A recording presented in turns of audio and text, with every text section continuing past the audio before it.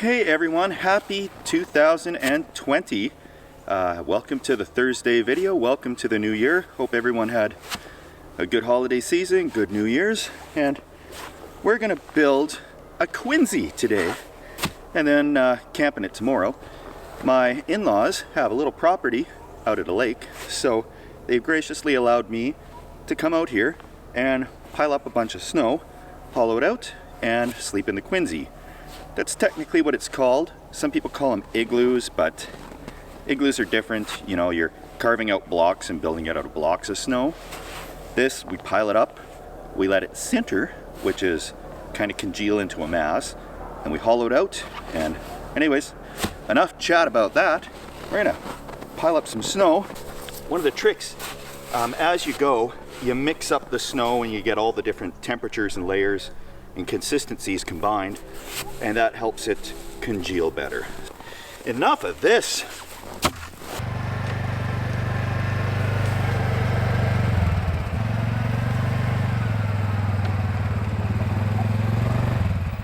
Now you're camping with Steve. This is way easier than hand shoveling. I made one of these a few years back, and the limit on how big I got it was when I was too exhausted to make it any bigger. So this is making short work of it. There's still a little bit of daylight, some gas left, and some beer left, so I'm gonna keep making it as big as I can until we run out of one of those three items. Okay, I had not crazy father-in-law, crazy father.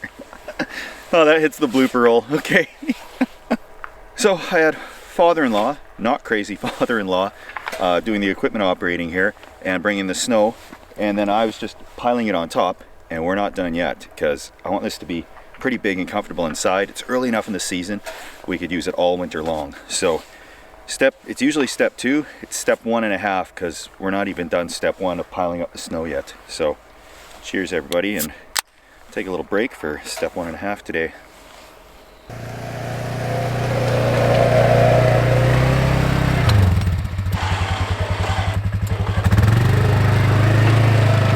We cleared 3/4 of an acre worth of snow, piled it up. There hasn't been much this year. It was like 4 inches maybe.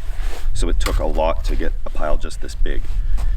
So we've let it set up for a couple of days. We've come back to ring in the new year.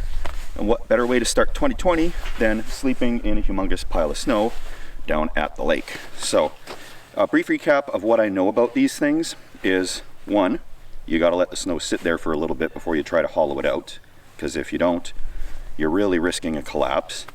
2, don't try it when it's warmer than -5 Celsius.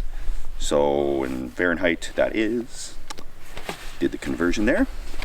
So you know kind of when to stop hollowing out by when the light starts to come through. Some people use like little chopstick sized pieces of wood and stick them in all over so that when you're hollowing it out, you'll hit that and you'll know that don't dig anymore because you're gonna break right through. But I tried that on the last one I did, and I found that by the time I was hitting that stick was right about the same time as I was starting to see the light come through the snow. So I've got a spotter here to make sure that it doesn't come down and crush me. And when I start digging in, I'm gonna dig upwards. I won't bore a little hole right at the bottom all the way through because I don't want 6 feet of snow on top of me ready to come down, because even with the spotter that would be kind of hard to dig me out. And time to start hollowing this thing out.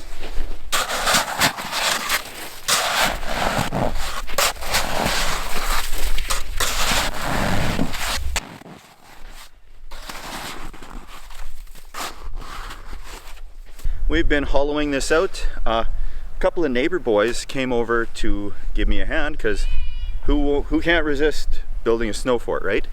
So I got a bunch of help. I wouldn't be able to do that without Jacob and Torn. And Torn has got a YouTube channel, so I've subscribed to him, and I have to give a shout out for all the help he's helped me with this.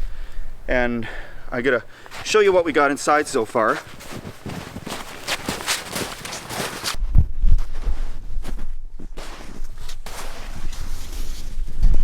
Now, as I was saying about the sun coming through, you can see that little spot there.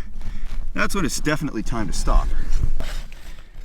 I've been using the daylight I've got to carve this out until I've got it big enough. I could make it bigger, but this is an awful lot of snow I still have to move out. And with this gone, I can stand up in here, so that's pretty sweet. So I'm gonna take a break. Time for another step 2 today. And then I'll be back and I can finish clearing all this out even if it's dark. And the sun goes down at like 4:30 here, so we don't work with a lot of daylight, and this was a big project so far, so I'm going to crack a step 2, then take a little break, then come back and reassess the situation and get her set up for the night, hunker down. Nothing better than sleep in one of these. It's deafeningly quiet. It is absolutely insanely quiet. So let's get on to that step 2. Oh yeah, step 2. Well, that's more shoveling than I ever wanted to do in my life. And I could have made it bigger, but I got to get a video filmed, guys. So the next step I'm going to do is turn this lantern on. And that will melt some of the snow on the inside. And it will give it a little ice dome of rigidity. So extra support. I'll let that go for an hour or so. And I'll close off the door and I'll come back. But yeah, these green propane cylinders, do I have a story about that? I needed one because the lantern fits into that holster, and I didn't think I'd have room for the propane tree in here. I'm surprised I can stand up. This is actually awesome. But the gas station was charging $22, almost $22, $21.70 something for one of these 1 pound green cylinders. I had to take a picture. And I didn't buy it out of the principle of the thing, even though I desperately needed one. I drove around, another 100 kilometers, 60 miles looking for one that didn't cost $22. So that's where we're at there, because this is not taking camping bag for the people at $22 to run a little lantern for an evening. So I will let this go, have another step 2, and get out of here while it's warm. Everything I'm doing here, I just got it off the net. I'm by no means an expert in building these things, so please don't take what I say as guaranteeing you're going to be safe making one of these, because it's a lot scarier as an adult than it was as a kid to know you got such a weight of snow over top of you. So be sure to be careful if you're going to build these. Do it when it's colder than 25 Fahrenheit or -5 Celsius. So do that. Do it properly, let it set up for a long time, and after you hollow it out, have somebody with you when you do it, and leave it sit for a few days too, once it's hollowed out, just to be sure. After a few days, you might think, yeah, okay, I trust it now, but I'll be sleeping in it the first night tonight because I got to get this video up. So I'll turn this on, then I got to poke a vent hole after I've done the ice crusting, and I got to have another beer because I am thirsty from all that shoveling. It's just ridiculous. Like, with just this little guy here. That's what I use to hollow it all out. Unreal. All right, it certainly is cozy, and it's definitely quiet in here. And it's a lot more work than I thought. But I'm gonna fry up a little food, of course. Have another step 2. Get ready for the New Year's festivities. It should be fun tonight.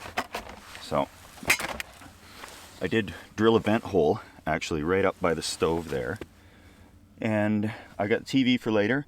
There's a DVD player, and I'll plug that into the Jackery portable power pack, but that's also running the lights and everything in here right now as well. I got my trusty butane stove, and there is ventilation in here. There's a door and there's the vent hole, and we won't cook too long. This isn't something you leave running all day. But first things first, I'll get this out of the way.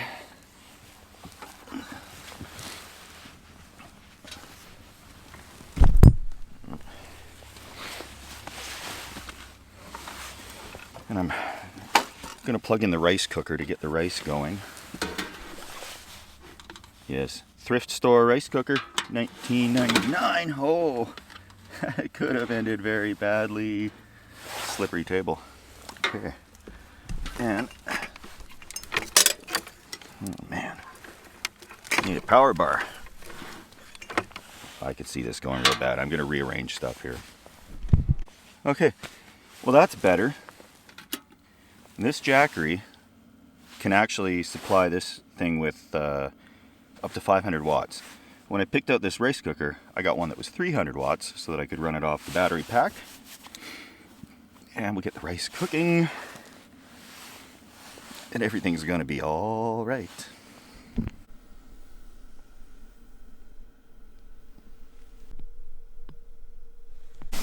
Okay. So, the rice has cooked to perfection. Rice cookers are so great. And it took the jackery from a full charge down to like 65%. So it did eat up some juice, that's for sure. But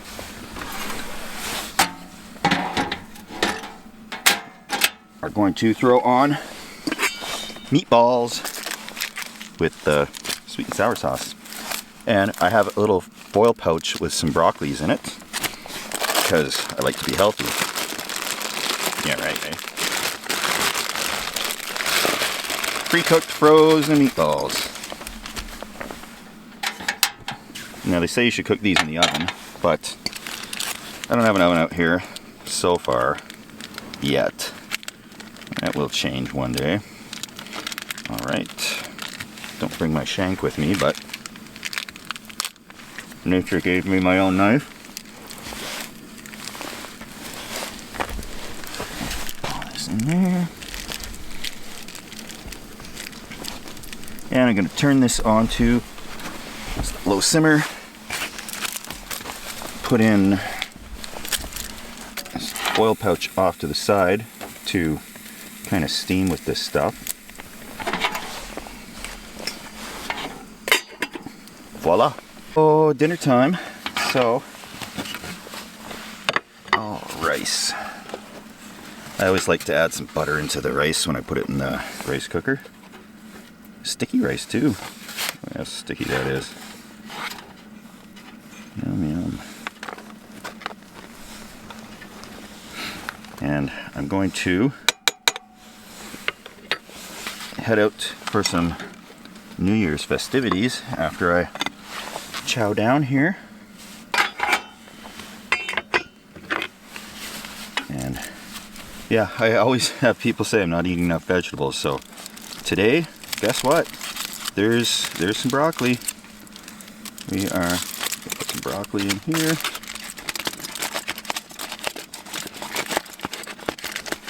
And people always say, are you cooking for like 10 people or what's the deal? It's just kind of the size that food comes in. I don't have a lot of really small packages of stuff, so that's we get these humongous meals. Oh yeah. Sweet and sour meatballs with some broccoli. So, I do have to give a big shout out for all the generous donations for the beer donation. Fine folks who have helped out there. And it really makes a huge difference as far as how much time I can take off of work to do this stuff, because this project took a little longer than I thought, to be honest. And that is good. You know, this project took longer. I could have hollowed it out bigger for sure, but yum yum yum. In terms of safety, I'll be sleeping with my head towards the door with a shovel in my hand, and this cot will provide me with some, like an air pocket if there is a collapse or something. New Year's with Steve, and it's not New Year's unless you have something called a pyro pack, and we're not the only ones with this idea. So we're gonna get out on this frozen lake. The county requires a permit on that side, but that side is where the permit ends, and we're on the lake. Permit ends and the fun begins. Yeah. Here we go.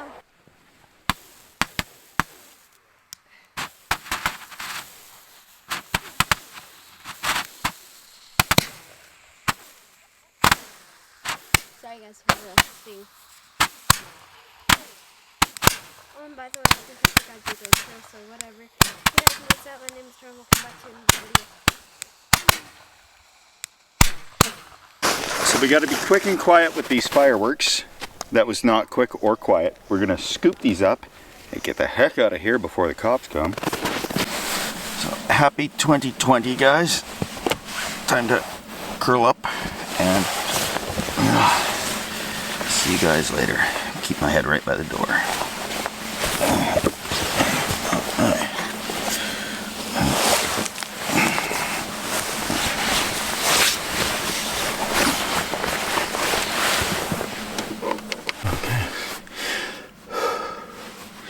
Morning is a quick and brutal experience because I didn't put a bathroom in this thing, so it got me up and out there, and I'll show you around here what's happening in the tent in the day, or in the igloo in the daylight, and then we'll get this started, get packed up, get back home because I've been neglecting my responsibilities here for a little bit. So I'll just give you a quick tour. Now that's the vent hole for the cooking. These are leftovers. This is a nice little plaque I found, which I liked, so I put that up in here. And the whole thing is really structurally sound now, because it's like basically, well, it's going to be hard ice, but it's real sturdy. And have my shovel here. We're gonna wander outside and put my jacket back on. We will go see from the outside what all that shoveling amounted to.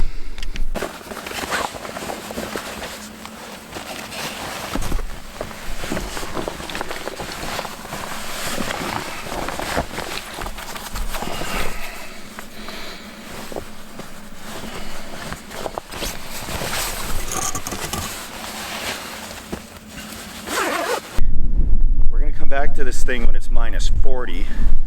As soon as we can get a good blizzard, we're going to come out here, test that out in extreme cold, because I've heard these things can keep you very nice and warm even when it's minus 40 degrees outside, which is the same as Fahrenheit and Celsius. But I could have dug it bigger, didn't have the chance. So we'll just take a little peek around the outside here.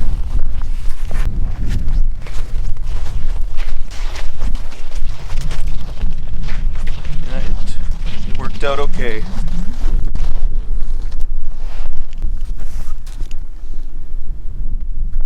And there is the little vent hole. I might have to put a bigger one in or something, I'm not sure. But it worked out really well. So if you like watching this type of stuff, please subscribe. And I spent most of the time out here actually building it instead of camping in it, really. I had a little quick overnighter, but if you like this, please subscribe. I'm going to be back in this thing again sooner than later, because it was actually pretty cozy and I'd like to do that again. So thanks to everybody for watching, and now you are camping with Steve.